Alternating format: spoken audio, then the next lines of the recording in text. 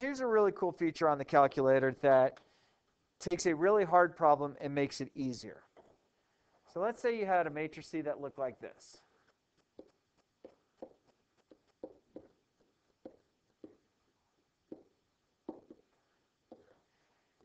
And we're going to multiply it by x, y, z. And that's going to give us, say, 12, 7, negative 3. Okay? Just arbitrarily making it up. Is that okay so far? So, friends, is this a 3 by 3? And this is a 3 by 1, which means if I multiply this by this unknown, the 3 by 3 verifies that my answer should be a 3 by 1. Is that okay? All right, now, let's take a step back to Algebra 1. If I had this, just a simple problem like this. Now, I know you can all tell me it's 4, but mathematically, what are we doing to get x by itself? Divided by 2. Okay, so, and I know I'm not showing the Algebra 1 way, but dividing by 2 is what's taking place. So what I'm really doing is I'm doing the oops, that's bad color. I'm doing the inverse operation of multiplication.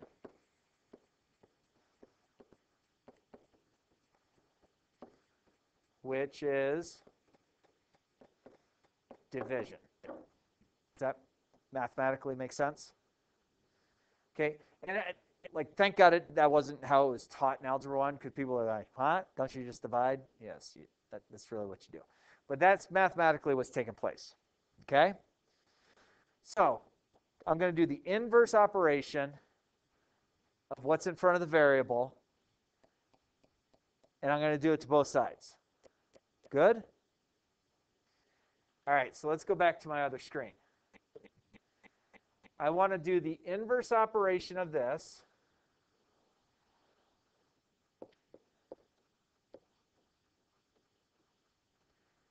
And I want to multiply it. That inverse is going to get multiplied here. Notice I went inside. Like a lot of people are like, well, why don't you put it on the outside? It would fit. Because that would be a 3 by 1 times a 3 by 3. The inside dimensions don't match. So it has to go inside there. Okay, so technically I could squeeze whatever the inverse of that is into here. Okay, now I need to write down that matrix C so I can see how to put it into my calculator.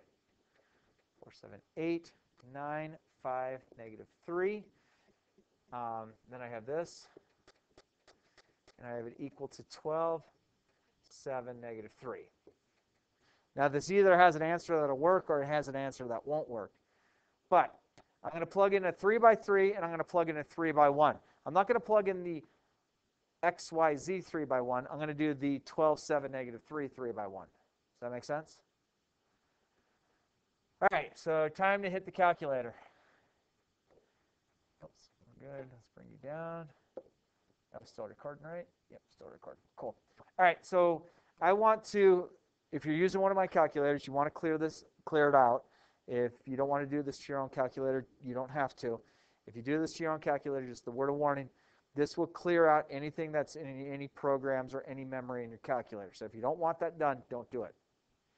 So I'm going to go second plus. I'm going to go down to number 7, reset. I'm going to hit number 7, or I could arrow down to it and hit enter. I want to do all RAM, so I'm going to hit number 1. And then I want to reset RAM. And that clears out anything that any other student might have plugged into this calculator, reverts all the defaults back to being normal. Okay, calculator will still work just fine. If you did that on your own calculator and you had that, and then you're going to go ahead and hit clear. Okay, so for matrix A,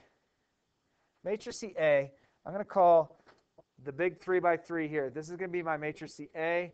This is going to be my matrix B. And then we need to find the inverse of this, and I'm going to show you how to store it. Okay? All right, so let's go ahead and do the matrices. So first thing, once we have this all, did everyone get to this point? Anyone stuck? You're good? Okay. So I'm going to go second matrix. I'm going to go over to edit. I'm going to edit the letter A, and that's a 3 by 3.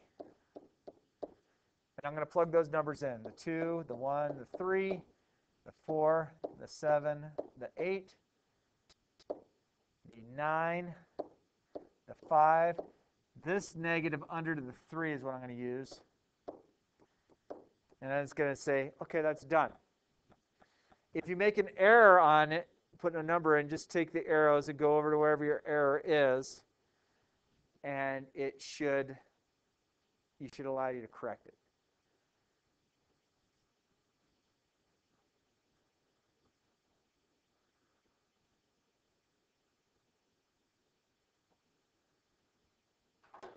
Anybody need more time? We're good? Good? Okay. So then you're going to hit second quit just to get out of the matrix mode. It keeps that matrix stored there, which is great. Now I'm going to take that 12, 7, negative 3, which is a 3 by 1, and I'm going to put it into matrix B. So go back to second matrix, go back over to edit, and go down to matrix B. And we're going to put a 3 by 1 in. And I'm going to put 12, 7, 7, and negative 3 in.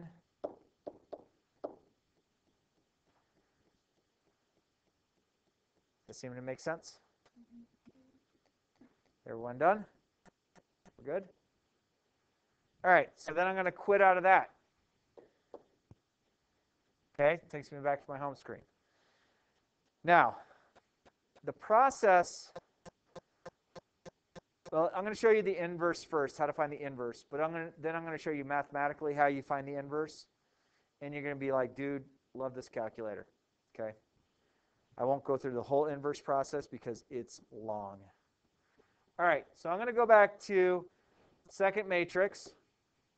I'm going to, under names, I'm going to hit number 1. And then what I want to do is I want to find the inverse of this. So once you have that A with the blinking cursor next to it like that, you're going to find x to the minus 1, which is labeled in red there. It's kind of like diagonally 2 above, 1 to the left of the 7. Make sense? And if you do that, you can hit enter. And notice this is a lot. Agree? Okay, now those are big old decimals. Agree? And I think y'all agree it would probably get pretty boring and tedious to write all that down, right? Now, the greatest key on this calculator, I think, is this one. You have that up there? Everyone have that kind of answer? So find the button that says math. See that button? It's 3 up and 1 left from the 7. Okay? Notice number 1 says frac. Right? You're going to hit enter. Now it says answer frac. That means it's going to take those decimals and turn them into fractions. Boom.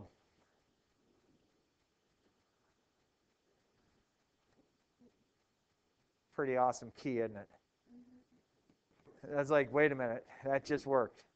Okay, now, my friends, that matrix C right there is the inverse. It is the opposite operation of 2, 1, 3, 4, 7, 8, 9, 5, negative 3. Does that make sense? Now we have to tell the calculator, hey, you know what? I kind of like this. And you know what? I don't want to go type in fractions in my calculator. And I sure in heck don't want to type in any decimals in case decimal became irrational and it never ended. So watch this. You hit the store button down here. It's right next to 1. Okay. I think that's what it is. I can't see mine. Can I look at yours? Store. Good. All right. Store. So we're going to hit store. Ready? So does everyone have that? you're going to go back into matrix, so second matrix, and we're going to store this under number 3. So we're going to store that answer into matrix C. You hit enter, and it's just going to be like, ta-da, and you're like, oh, what did that really do? You can't see what it did until you go back and hit second matrix one more time, and notice you now have a third matrix C that is stored in place for you. Okay?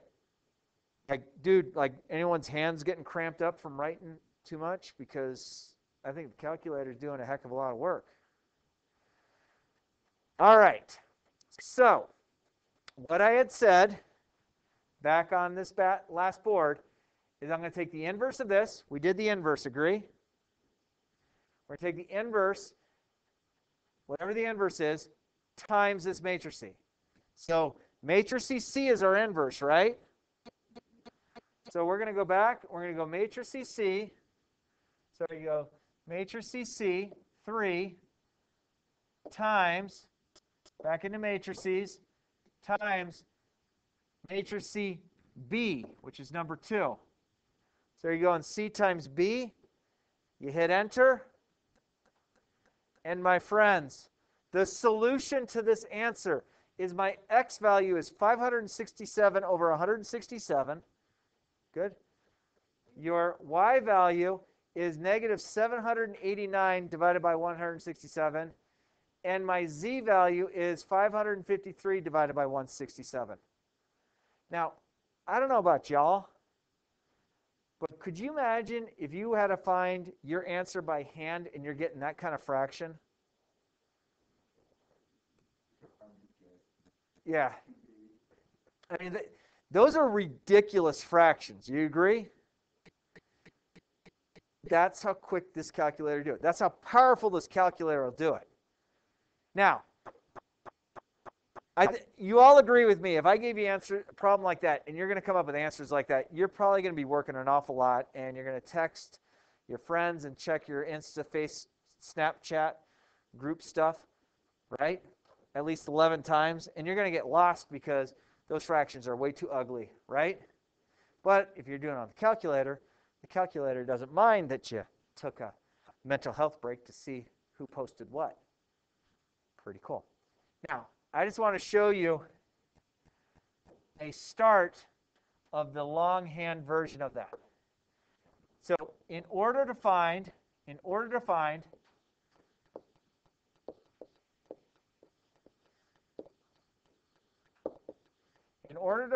inverse of this,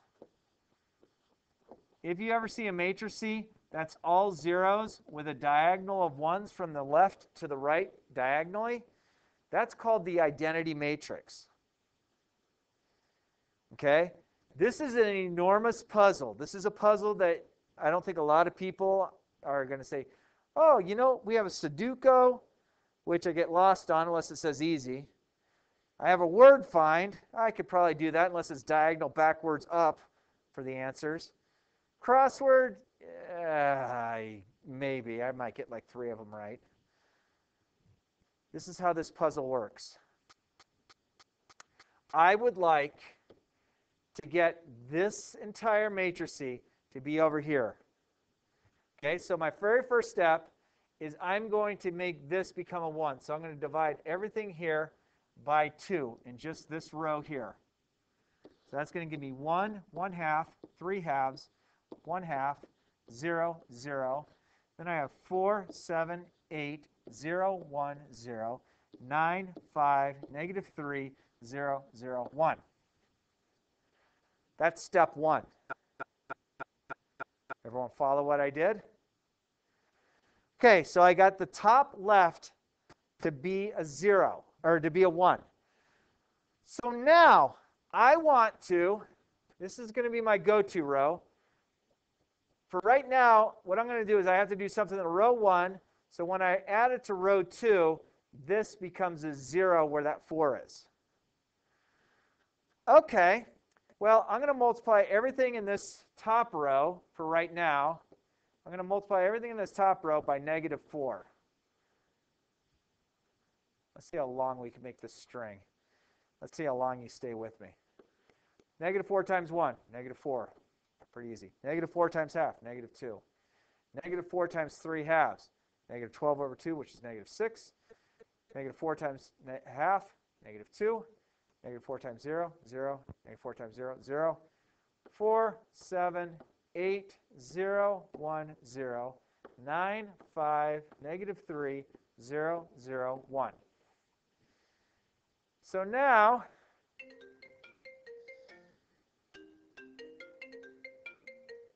don't know who that is. My phone's not even in my pocket, so my computer's ringing. All right. So now what I'm going to do, I'm going to extend my page. I'm going to do two things. I'm going to add this row to this row. I'm going to add. Okay. So I'm going to take care of the second row first. Negative 4 plus 4, 0. Negative 2 plus 7, 5. Negative 6 plus 8, 2. Negative 2 plus negative 2, or 0. 0 plus 1, 0 plus 0. Third row stays as is. I'm going to go back to my original, that row. So I'm going to get 1, 1 half, 3 halves, 1 half, 0, 0.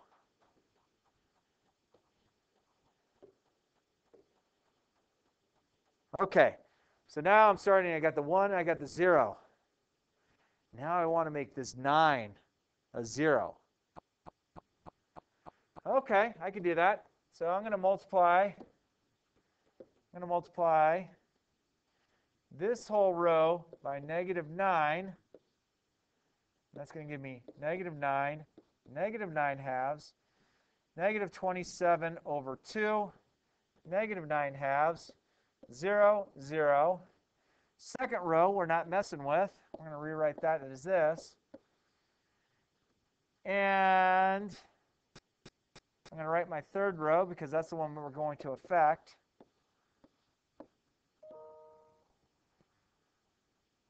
We are going to add these two rows together to get a new third row. So second row stays as is.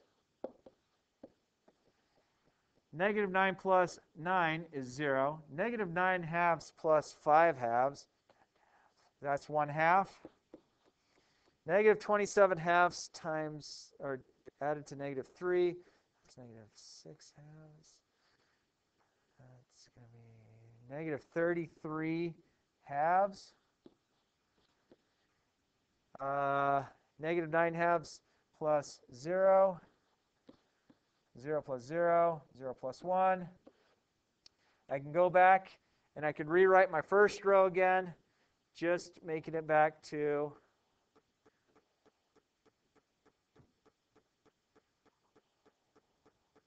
making it back 1, 1 half.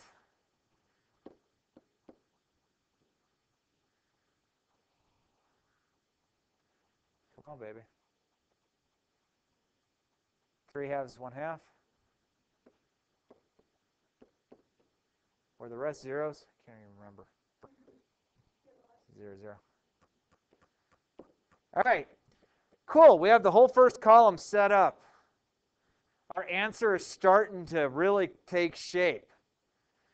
All right. Once you get to this point, you would like this to become a 1. So I'm going to divide everything on this row by 5. All right. Keep the first row the same.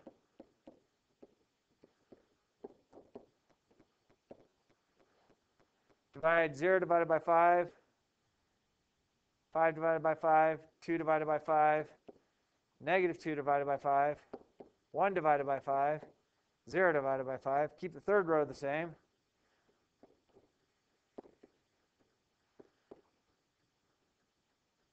Negative 9 over 2, 0, 1. Cool. Now, we were given an added gift. Notice here is positive 1 half. Notice here is positive 1 half. So if I multiply the entire middle column by negative 1 half and add it to the top and add it to the bottom, we can get a new top row and bottom row. So we can take care of two things at once. And this will be my last iteration because it is getting crazy. All right, so I'm going to multiply this entire row by negative half. So my top row is going to stay as is for right now.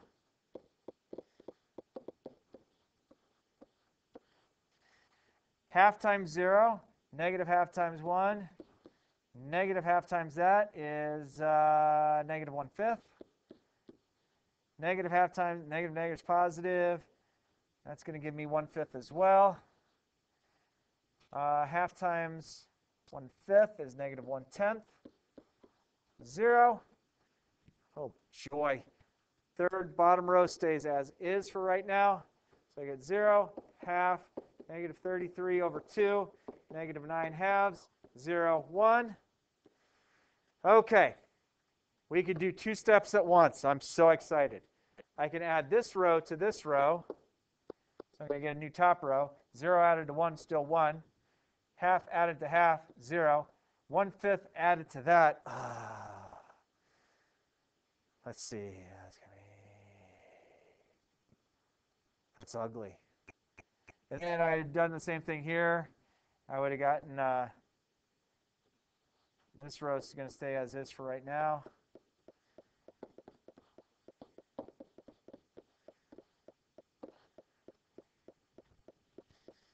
I'll borrow one of my calculators so I can pervert some fractions.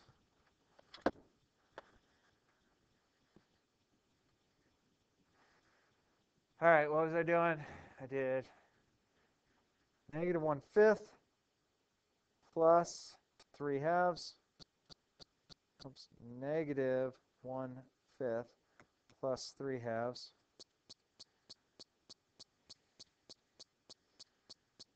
So this should have been 13/10. And then 1 divided by 5 plus 1 divided by 2.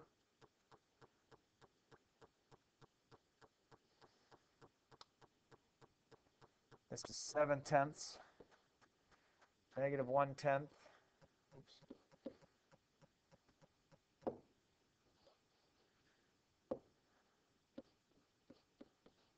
Zero. Bottom row, 0 to 0. Half to half. Wow, negative 1/5 plus negative 33 over 2 is negative 167 over 10.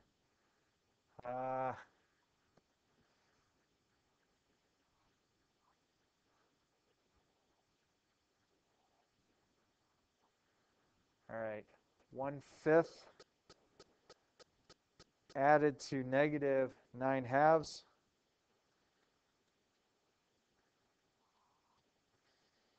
Is negative 43/10. Negative 1/10 added to 0. Oh, I could do that. 0 added to 1, 1.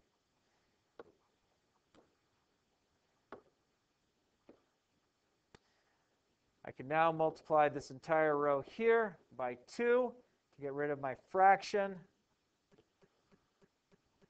Top row stays as is.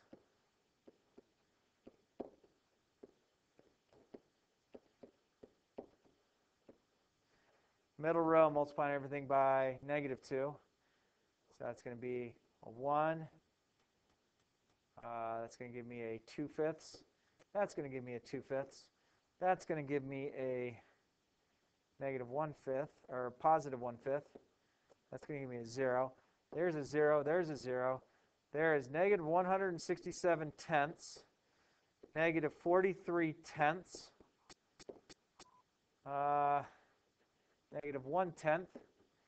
And 1. Can you start seeing how this is starting to become the diagonal? So my very last step, just because it's so simple. If I multiply, I want to make this a 1. So I'm going to multiply this whole row by negative 10 1/67. So the top row stays as is. This one? What's the reciprocal of that if I multiply a number by its reciprocal? All right, come on, simple math, stick with it. Just giving you a hard time, you know that.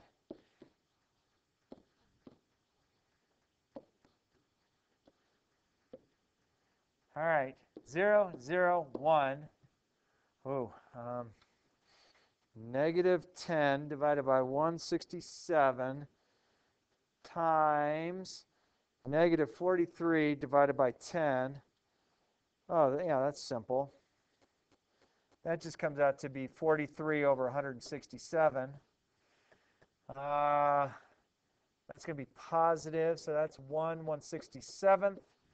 And then this becomes negative 10 over 167.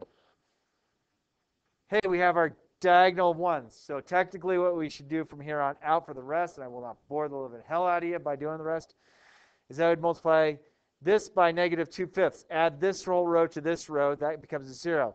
Then I'm going to go back to this row, make it back to normal. I'm going to multiply this whole row here by negative 13/10, add it to this row, which would make the 0 up there.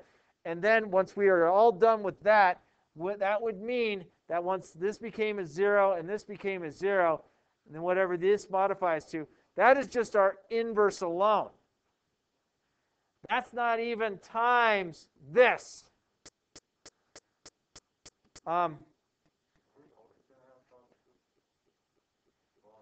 So I did not get done with the problem.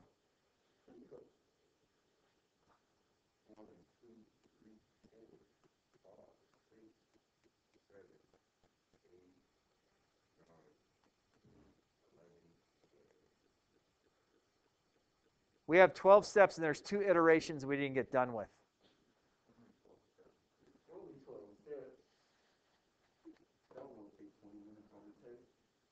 Oh. Well, I could tell you were all getting bored going. I know. Now, so that type of problem right there, there's a math class called linear algebra, which I'm sure is taught very differently now. But when I was an engineering student at Arizona State, a guy says, "Hey, you want a free calculator?" And he shows me, and it's a TI-85. Okay, those are 84. So the TI-85 was a real monster of a calculator at the time. I mean, we're talking about 1991. Okay, but it would do everything those would do, but not as simple. So it came with like an owner's guide that's about the size of this textbook. And so I'm like, I go and I watch this presentation, like, it's like an hour-long presentation. The presenter made the mortal error where he handed out everyone a calculator. These are for you to keep. So he starts talking. Lights go dim. I'm in the back. I'm out. I got myself a free calculator. Didn't have to listen to the sales pitch. So I go back to my linear algebra class, and I ask my professor. I said, "Hey, we have a test coming up. We can use calculators on it." "Oh, yeah, use any calculator you want." Like, nobody else had this kind of calculator. This guy, there's like 300 people in my class. He gives us 8 problems like that. "Yeah, go ahead and use your calculators." I figured out how to do the matrices. It was a little bit different on the ones that I used, because in order to put a matrix in, you had to put it in like square bracket, and that would be 2, 1, 3, square bracket, 4, 7, 8, square bracket, open bracket, 9, 5, -3, square bracket. You had to do it like that. And then I realized, because I was halfway intelligent, that was to find the inverse. So he gives this test. He goes, "No one will get this test done." And there was 8 problems like that. 15 minutes later, I walk up. "Here you go." Walk out of class. People are looking up going. He's like, that's that stupid dude, man. He doesn't know it. So at Arizona State back in the day, what they would do is the next day, when the tests were graded, they would post by your student number your grade. So I go walking up to the door, and it started at the very top with the best grade, down to the bottom with the lowest grade. I'm sorry, I'm a half full kind of guy. I'm not a half empty. Start from the bottom. Nope, nope, nope, nope, nope, nope, nope, nope, nope.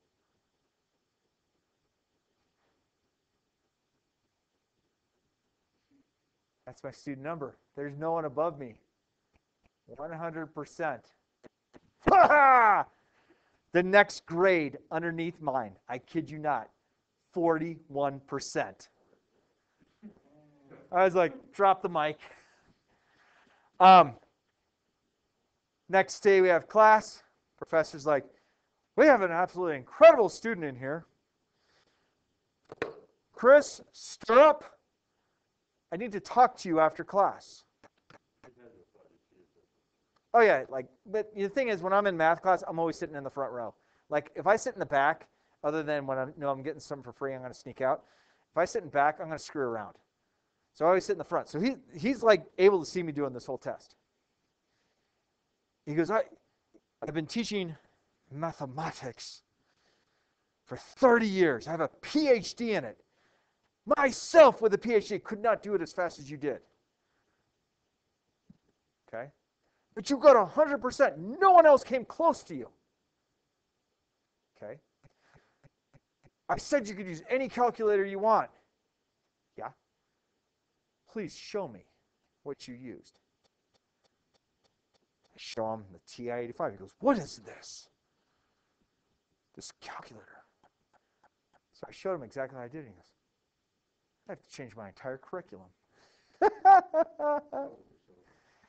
I know, I should have just busted out with one of these. Yeah, this is what I use. It was fun. Now, needless to say, I wound up with the only A in the class out of 300 people.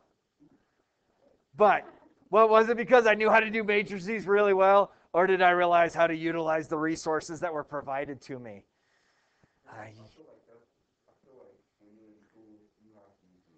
I utilized those resources. I mean, it was great because, of course, you got kids in the class that can like multiply 3-digit numbers by 3-digit numbers inside of a second. But yet I get done with a test in 15 minutes that he says no one's going to get done with. What I should have done is I should have sat there and just kept my mouth shut and acted like I was working the whole time, take the whole period, and then turned it in at the end with everybody else. Because he probably wouldn't have changed the curriculum. He probably would have, oh, we have this savant in here. So, my friends, what I'm going to do is next time we have class, we're going to work a little bit more with these. Obviously, I'm not giving you an assignment because not everyone has that graphing calculator. But I hope that your little peek into something that can be absolutely a travesty to, with the right tools, you can be successful with. Agree? Not a bad gig, is it? Now, I'd say, if any of you go to take linear algebra, it's after Calc 3. It's a great class. I loved it. I mean, there's no reason to drive yourself crazy doing fraction upon fraction upon fraction upon fraction. But it actually made me pretty good at fractions because I didn't necessarily do everything on the calculator because I was like, it's going to catch up with me at some point. It did when I got into Advanced Calculus 1, Advanced Calculus 2, Abstract Algebra, where, yeah, the longest problem I ever did, we had 4 problems on a final, and we had to make sure we had 5 hours to do it. First problem, prove that the complex number system, so A plus BI, is an infinite bound number system between 0 and 1. Took about 14 pages of a mathematical proof to do it.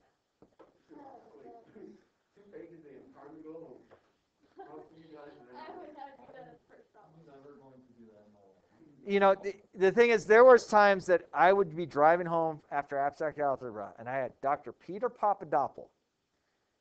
He was one of the founding fathers of chaos theory. Okay, so the interdimensional mathematics between 1 and 2 and 2 and 3 and 3 and 4 and 0 and 1, like ridiculous. We had a classroom about this side. There was 5 of us in there. And he'd start writing on this chalkboard. His chalkboard's all the way around the class. And he had like 19 different colors of chalk. And he'd start over here, and he'd start writing, and you'd go all the way around the room, and you get to here. Does everybody have this written down? Yes. He'd start erasing it, and he'd start writing on that again. And that was for one problem. Like, I would be driving home from school. I lived 19 miles from campus. There was definitely times that I'd be like, I don't remember the drive. Like, my mind was like, but it was such cool math because of like, here I'm taking a math that like less than 1% of the people on the planet even could comprehend. And I'm barely comprehending it going, he just wrapped all the way around the room on all the chalkboards and kept going. And the worst day ever was he'd walk up, you, stood up, prove. Oh, no. And he'd want me to go up there and write around the world and prove something. It was bad. He actually wanted me to get my PhD in chaos theory and mathematics. Oh, I would have. I would have been one of those people you see on the side of the road with the will work for food, but it'd say, we'll solve math problems for food. Oh, I take that. I pull over and be like, this is my homework. Can you do this? Peace out, friends. I look forward to seeing y'all on Friday.